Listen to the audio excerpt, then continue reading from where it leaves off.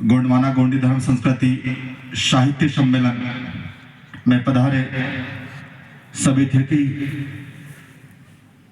सगा समाज, मेरी छोटी बहनें, छोटे भाई, बड़े भाई, बड़ी दीदियाँ, आप सभी के चरणों में सेवा जोहार करता हूँ। और आज के इस कार्यक्रम में मुख्य अतिथि के रूप में तिरुमाल आदरणीय doctor Raja Dhurve sir, director, academic director, Meditech care institute Betul, संचालक महोदय जी, उनको भी मैं सेवा जोहार करता हूं। मंच पर मंचासीन तिरुमाल अनिल सिंह धुर्वे जी, राष्ट्रीय अध्यक्ष, उन्हें भी मैं सेवा जोहार करता हूं। मंच पर मंचासीन तिरुमाल हेमलाल मरकाम जी, राष्ट्रीय कार्यवाहक अध्यक्ष, उन्हें भी मैं सेवा जोहार करता हूं। मंच पर मंचासीन तिरुमाल हेमंत कुमार कोचे जी, उन्हें भी मैं सेवा जोहार करता हूं। मंच पर मंचासीन तिरुमाल नीतीश जी, उन्हें भी मैं सेवा जोहार करता हूं। मंच पर मंचासीन तिरुमाल चंदन जी, उन्हें भी मैं सेवा जोहार करता हूं। मंच पर मंचासीन सुशील जी, उन्हें भी मैं सेवा जोहार करता हूं। मंच पर मंचासीन तिरुमाल गौतम उइके जी, उन्हें भी मैं सेवा जोहार करता हूं। मंच पर मंचासीन मंतोष परस्ते जी, उन्हें भी मैं सेवा जोहार करता हूं। और मंच पर मंचासीन तिरुमाल डॉक्टर मरावी जी, उन्हें भी मैं सेवा जोहार करता हूं। और मंच पर मंचासीन तिरुमाया दीदी जी, उन्हें भी मैं सेवा जोहार करता हूं। और आप सभी पधारे इस कार्यक्रम में सभी मातृशक्तियों को, सभी पितृशक्तियों को मैं सेवा जोहार करता हूं। आज का जो विषय है इस सम्मेलन में, जो हमारा मेन विषय है कि जो युवा सम्मेलन है, कि हमारे समाज के युवाओं को हम सही दिशा में कैसे ले जाएं। थोड़ा सा वो माइक है क्या, अपन हाथ से पकड़ सकते हैं, हैंड माइक से क्या करना है। तो मेन चीज मैं आपसे यही कहना चाह रहा हूं कि जो हमारा, जो सबसे पहले मैं हमारे बारे में बताना चाह रहा हूं, आदरणीय डॉक्टर राजा धुर्वे सर और मैं ईश्वर धुर्वे, हम लोगों ने एक छोटी शुरुआत की थी 2013 में बैतूल जिले में। एक छोटी शुरुआत की थी, एक संस्थान के माध्यम से मेडिटेक केयर इंस्टीट्यूट की शुरुआत की थी। और उस इंस्टीट्यूट में सर्व समाज के बच्चे लोग आकर, जिन बच्चों को शिक्षा के क्षेत्र में, जैसे बात करते हैं चिकित्सा के क्षेत्र में, जिन्हें अपना फ्यूचर बनाना है, डॉक्टर बनना है, नर्सिंग ऑफिसर बनना है, तो उनके लिए जो एंट्रेंस एग्जाम होता है उनकी तैयारी करवाते हैं हम लोग। और भी अदर जो फील्ड है, जिनका सब्जेक्ट मैथ्स है, उन्हें अगर इंजीनियर बनना है तो उनकी तैयारी करवाते हैं। और उन्हीं के साथ साथ, तैयारी के साथ हम सबसे पहला हमारा जो कार्य होता है कि हमारे समाज के बच्चों को हम अच्छी दिशा में कैसे ले जाएं। क्योंकि मेन चीज ये है कि हमारा समाज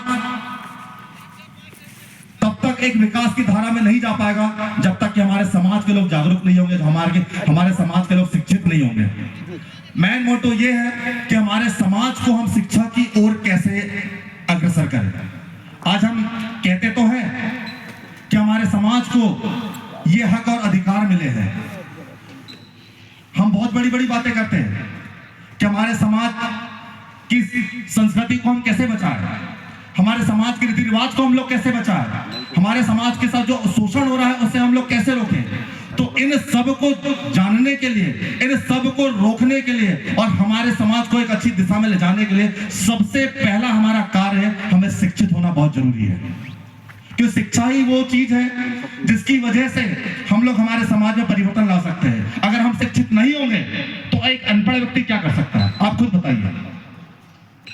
आप खुद बताइए, एक अनपढ़ व्यक्ति क्या कर सकता है। आज हम देखते हैं हमारे समाज की मातृशक्तियां, मैं स्पेशली बताना चाह रहा हूं, सर थोड़ा सा समय ले सकता हूं ना। आज हम देखते हैं कि हमारे समाज की जो मातृशक्तियां है बोल नहीं पाती है।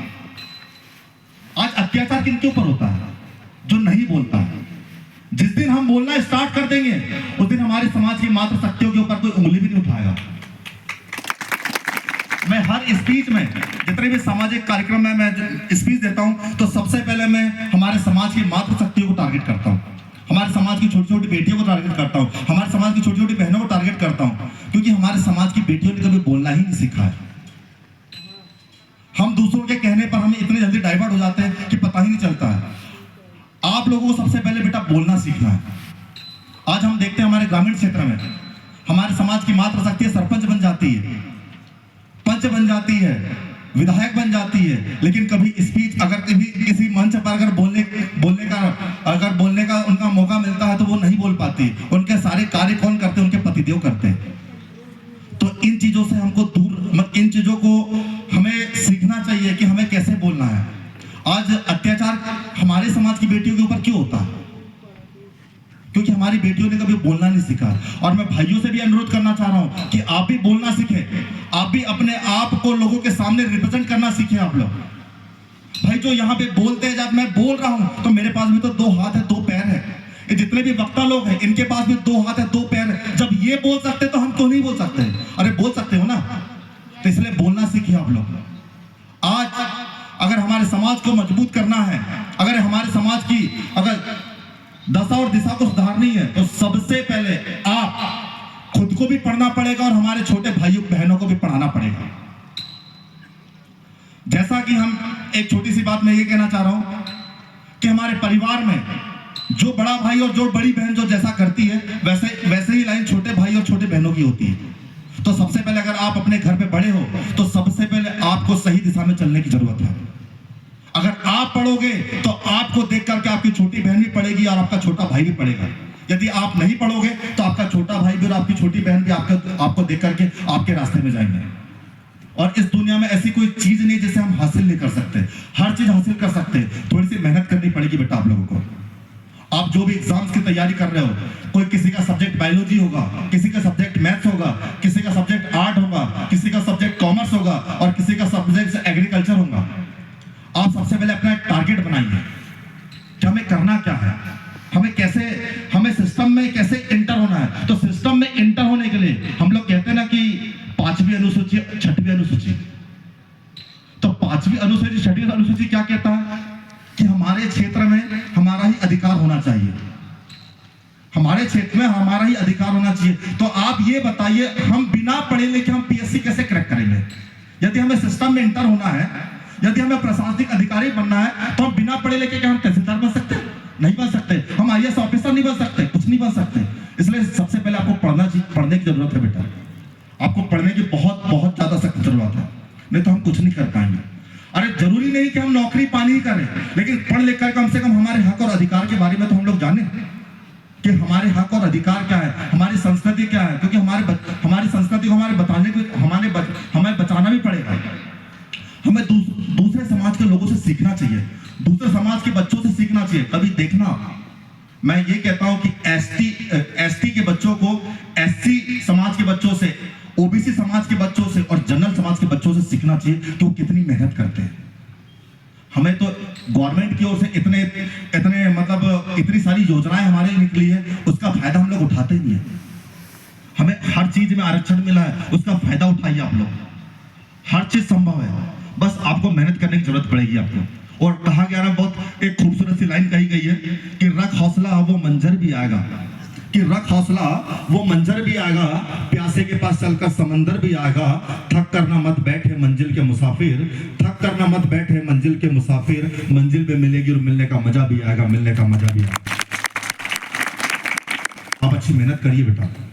और मैं आप लोगों से यही कहना चाह रहा हूं कि हमारे पेरेंट्स लोग, हमारे माता पिता लोग हमको एक बड़ी उम्मीद के साथ, जैसे यहाँ पे आइट साइड में जो जिला है, कोई डिंडोरी जिला में जाकर के अध्ययन करते होंगे, कोई मंडला जिला में जाकर के अध्ययन करते होंगे, कोई शहडोल जिला में जाकर के अध्ययन करते होंगे। तो एक बड़ी उम्मीद के साथ हमारे पालक लोग हमको भिजवाते हैं इस शहर में कि मेरा बेटा मेरी बेटी पढ़ लिख करके शायद मेरे परिवार का मेरे परिवार के लिए एक सहारा बने। तो मैं आप लोगों से ये कहना चाह रहा हूँ कि एक जो उम्मीद के साथ हमारे पालक लोग हमको भिजवाते, हमारे पेरेंट्स लोग, हमारे माता पिता लोग हमको शहरों में भिजवाते पढ़ने लिखने के लिए, तो आप उतना ही काम करिए। क्योंकि हमारे पेरेंट्स लोग हम लोग जिस रूम में रहते हैं, जो किराए के रूम से रहते हैं हम लोग, जिसका 3,000 रुपये किराया देते हैं, उस 3,000 रुपये देने के लिए भी कितनी मेहनत करते हैं रात दिन, ये भी तो देखो आप लोग। तो आप कभी आपको ऐसा लगता है कि हम अपने मार्ग से डाइवर्ट हो रहे हैं, तो हमेशा कम से कम अपने मम्मी पापा को याद कर लो, शायद आप सही रास्ते में जाओगे, शायद आप सही रास्ते में जाओगे। मेरा तो कहना यही है कि यदि हमें मजबूत होना है, यदि हमारे परिवार की स्थिति को सुधारना है, यदि हमारे समाज की स्थिति को सुधारना है, तो उसका बस एक ही मंत्र है और वो है पढ़ाई। जब तक आप शिक्षित नहीं होगे, आप पे कोई परिवर्तन नहीं होने वाला। इसलिए आपको पढ़ने की सख्त जरूरत है, हमारे सारे अधिकारों को जानने की सख्त जरूरत है। मैं इसी बातों के साथ अपनी वाणी को यही विराम देता हूं। जय सेवा, जय जोहार, जय पराक्रम।